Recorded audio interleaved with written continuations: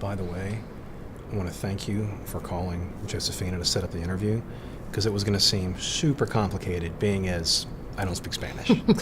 No problem, it was easy. And when I mentioned needing an interpreter, she said she could bring one along, so. Looks like they're running a little late, actually. Hola, hola. Hola. Hola, me llamo Lisa. Hola, placer. Hablamos por teléfono ayer. Yo soy uno de los estudiantes que va a trabajar con ustedes. Vengan. Gracias. Hola, Max. No Spanish. Déjeme presentarle a mi compañero Max que va a trabajar con nosotros. Nice to meet you, Max. I'm Josefina's brother. Oh, thank you very much for being here and helping with the interpretations. Pleasure. Thank you. Absolutely. Mucho gusto. Guys, please have a seat. Miguel, please, yeah, let her know she's welcome.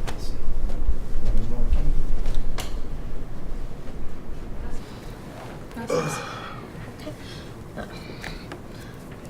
Yo sé que no tiene mucho tiempo hoy, así que vamos a empezar, ¿ok? Nuestra profesora nos dijo que quiere solicitar una visa U porque fue la víctima de un crimen, ¿sí? Queremos hacerle una pregunta sobre eso y también ver si tiene preguntas para nosotros. Sí, tengo preguntas. Okay. Necesito empezar a trabajar para mantenerme.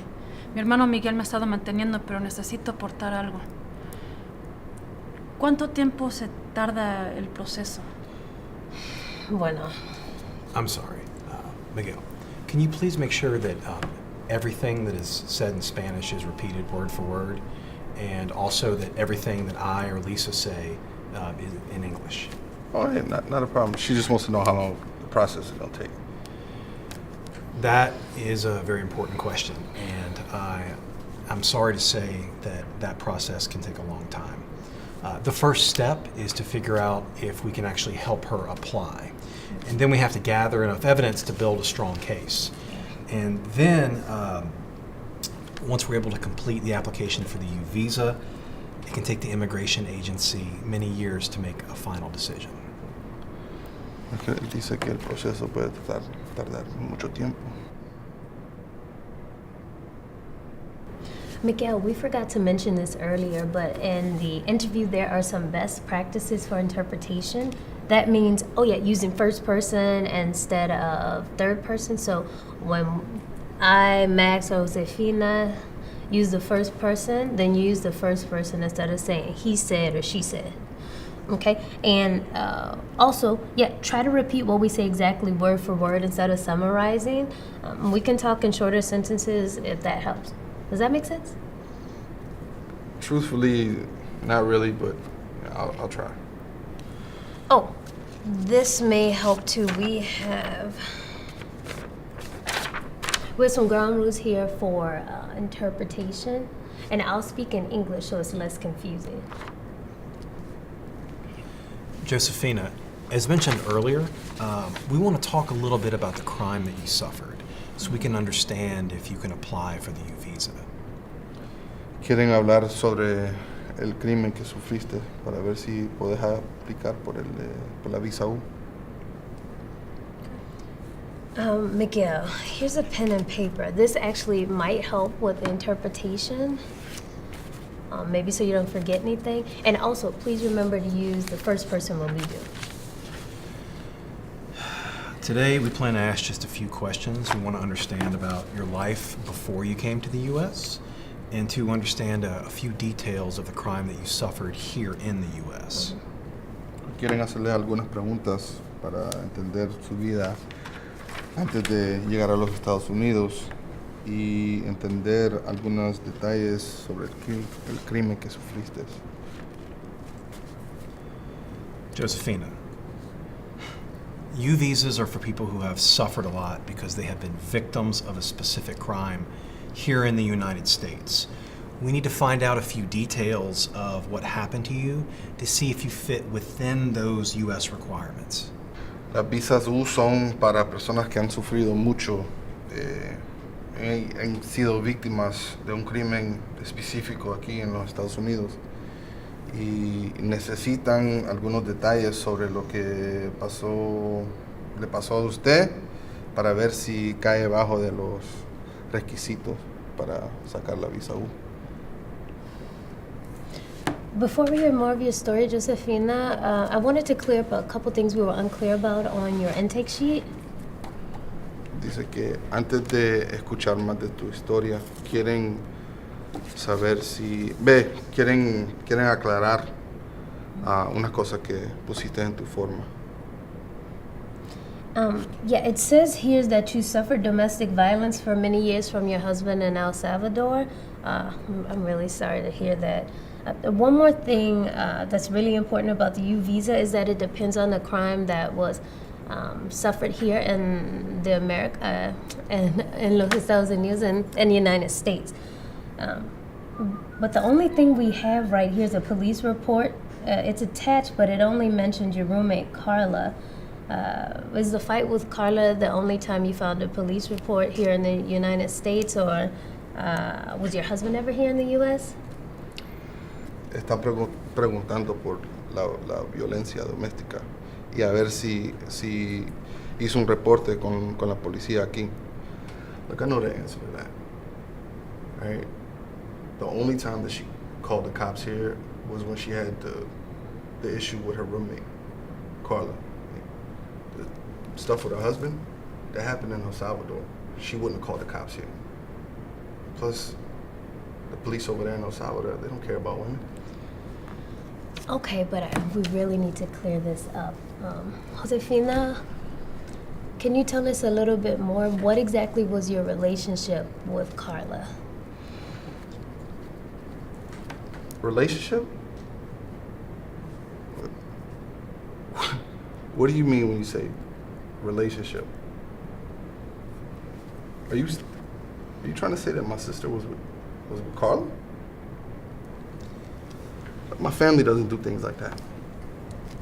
Oh, okay, how about we take a little break? Yeah, we just need to review some of the stuff we have on our documents, look over some things a little bit. Why don't you guys maybe take a break for a few minutes, get some water, use the restroom? Yeah, I think we need to take a break.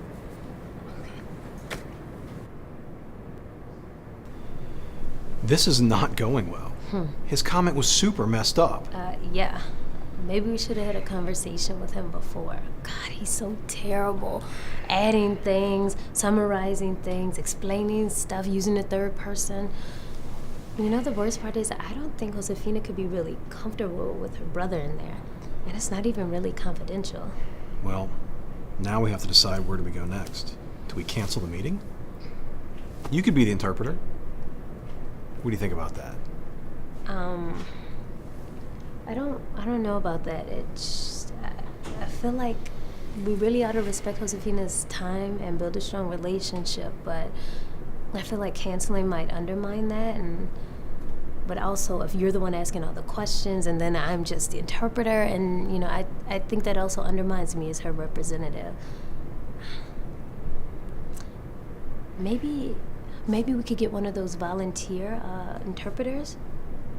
Our professor posted that list of bilingual volunteers online. What do you think? Great idea. Yeah? Okay. Come on, let's go. Okay. Hi, David. Thank you so much for making time for us last minute today. We really appreciate it. So before we go back into the interview, we wanted to review some best practices with you to make sure we work together well. Does that sound okay? Of course. I've heard some of this before, but I'm a little new to this. Okay. Well, I text you a one-pager for your reference, but the most important thing is to translate everything. Use the first person I and second person you instead of he said or she said. Even if you're tempted, don't add anything or try to explain something that doesn't seem clear or leave off anything because you think it's not important. Also, make sure it's a full and accurate interpretation. Also, it's really important not to have side conversations with us or with the client. So even if you don't understand what she says, interpret as much as possible and then say you need to clarify a word. Even if you think you know the answer because of something maybe that was said before, never answer for the client. Okay, so please feel free to ask the client maybe to pause, repeat, or slow down. It's okay if you say, "Excuse me, interpreter needs to interpret," or "Excuse me, please pause."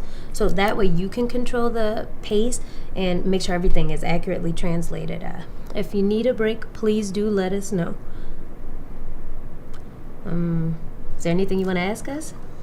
All of that sounds good. I'll try my best. I prefer to interpret in person instead of the phone, so I can raise my hand when I need someone to slow down or stop, but we won't have that option, so I may have to interrupt you. Hey, David, this is Max. Thanks again for helping us out, man. A couple other things to note. We always recommend that you have a notepad and a pen so you can be as accurate as possible. Great, yes, I've got that right here. Also, and we'll repeat this again when we start our meeting, but you must pledge to maintain confidentiality because you are volunteering as part of our legal team. What that means is you cannot share anything from this meeting with anyone outside of our legal team. We're going to be talking about a number of really sensitive topics, including domestic violence, and it's important that she feels like she has a safe space. Correct, I understand. Okay. Well, if you don't have any further questions for us, let's go back into the interview room. Ready?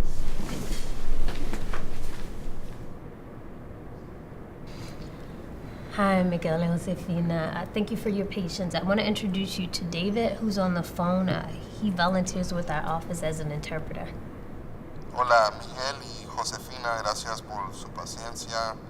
Quiero presentarles a David, que está en el teléfono y es quien trabaja de voluntario en nuestra oficina como un intérprete. Hola, Josefina, soy David. Well, we appreciate Miguel helping out with the interpretation. We actually do have a rule in our office that family doesn't interpret unless it's an emergency. Tenemos una regla en la oficina que dice que no podemos dejar que familiares sirven de intérpretes a menos que sea una emergencia. Okay, and part of that is mostly because, if we have a family member, we may actually need them in support of your case. Perhaps maybe we'll be a witness that would help out, write a letter in support, and we don't want anyone who will be a witness to also be an interpreter. Esto es en parte porque varias veces necesitamos trabajar con miembros de la familia, en el caso porque pueden servir como testigos que ayudan y escriben cartas de apoyo. Y no queremos que nadie que pueda servir como testigo sea un intérprete también. Also, as part of our professional rules as lawyers, we should meet with clients on their own. También bajo las reglas profesionales para abogados, debemos reunirnos solo con nuestros clientes. Miguel, thank you so much for your help again. We're sorry we didn't raise this issue earlier. Josefina, we should only be about another 45 minutes, if that still works for you. Miguel, de nuevo, gracias por su ayuda. Nos disculpamos que no hablamos sobre este problema anteriormente. Nos debe tomar unos 45 minutos adicionales. Si eso está bien con usted, Josefina. Sí, está bien. That's fine. Miguel, can I get you a cup of coffee or some water while you're waiting in the waiting room? Miguel, ¿le puedo traer una taza de café o un vaso de agua mientras espera en la área de espera? Yeah, sure.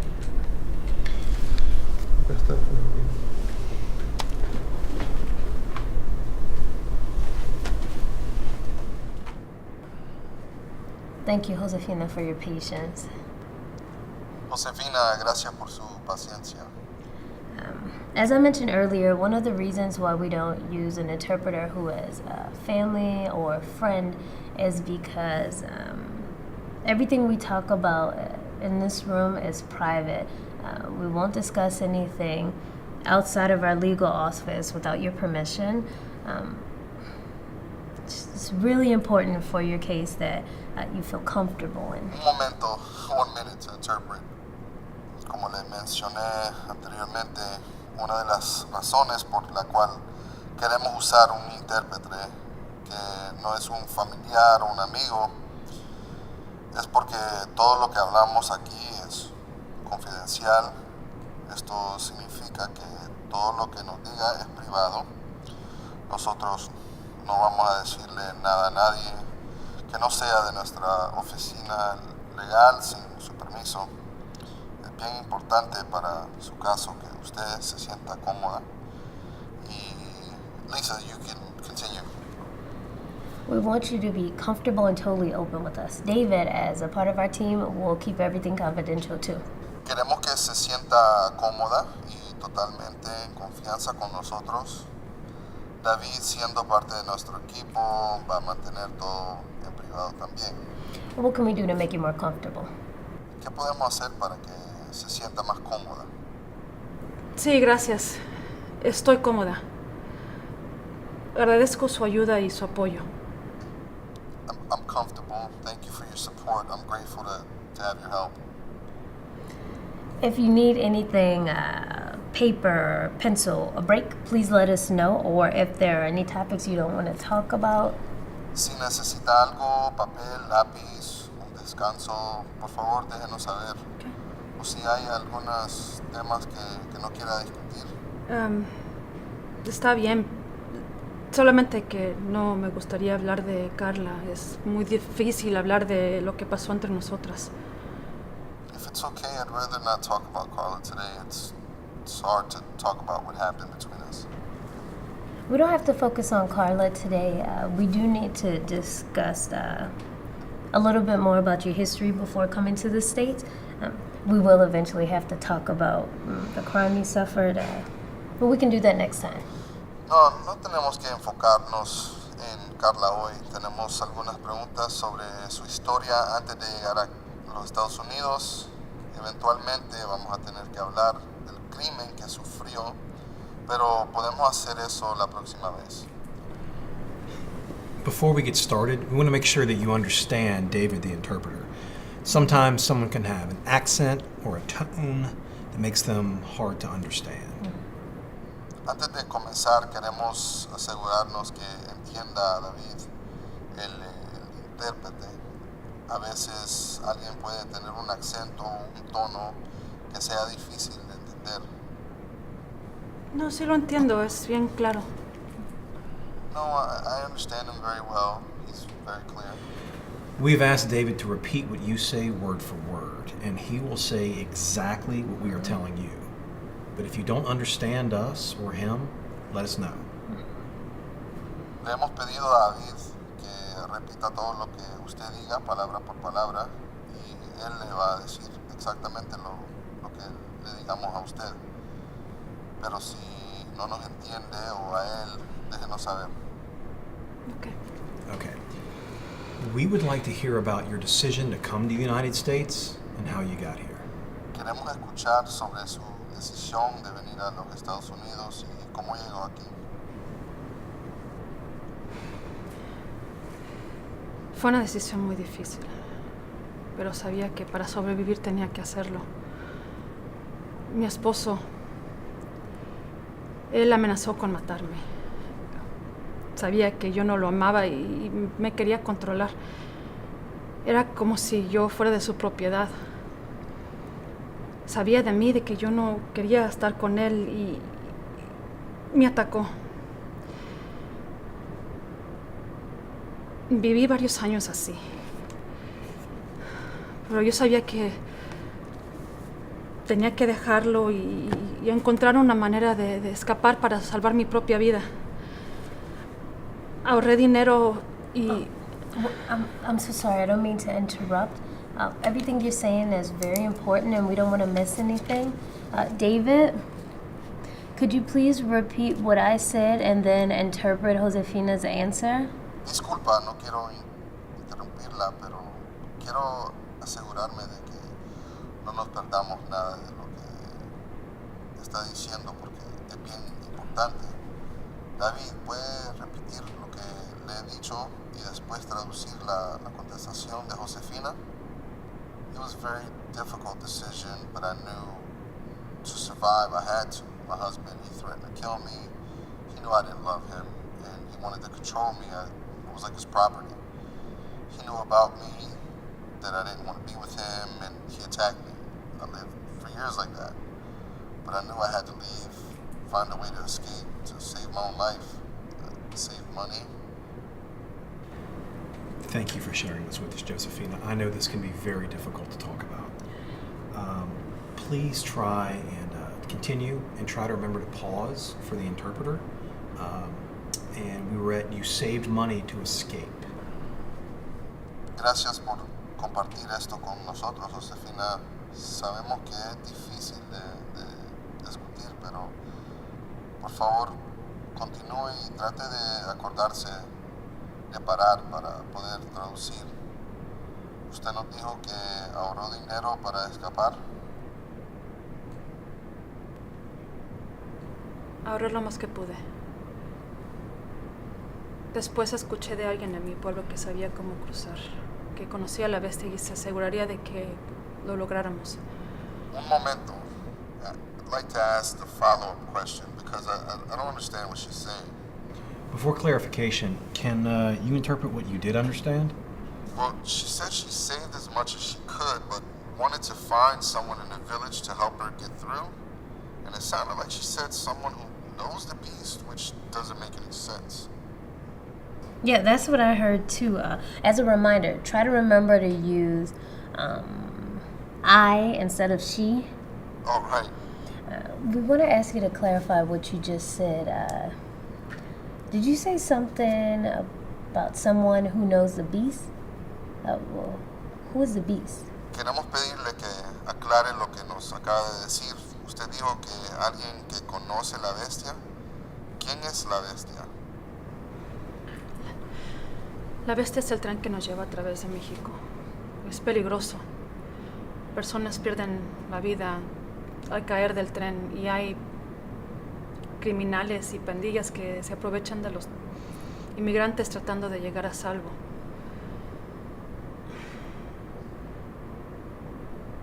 Tenemos muy poca esperanza para empezar y la bestia puede acabar con todo.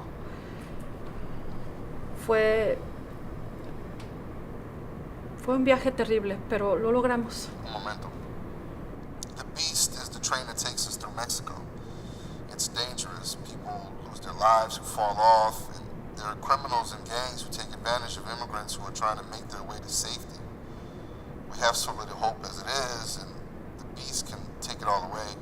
It was a terrible journey, but I made it. Josefina, you've really been through a lot. We want to talk more about your trip, but do you need a break? Josefina, ha pasado por muchas cosas. Queremos hablar más sobre el viaje, pero ¿quiere tomarse un descansito? Sí, por favor. ¿Tienen un baño? Yes, please. Is there a bathroom?